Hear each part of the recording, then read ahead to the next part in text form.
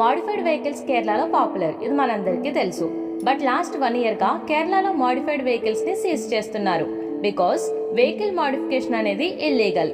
కానీ రీసెంట్ గా కేరళ వైనాడులో వచ్చిన ఫ్లడ్స్ టైంలో జనాల్ని సేఫ్ ప్లేసెస్ కి షిఫ్ట్ చేయడానికి పోలీస్ అండ్ గవర్నమెంట్ వెహికల్స్ ఏవి పనిచేయలేదు.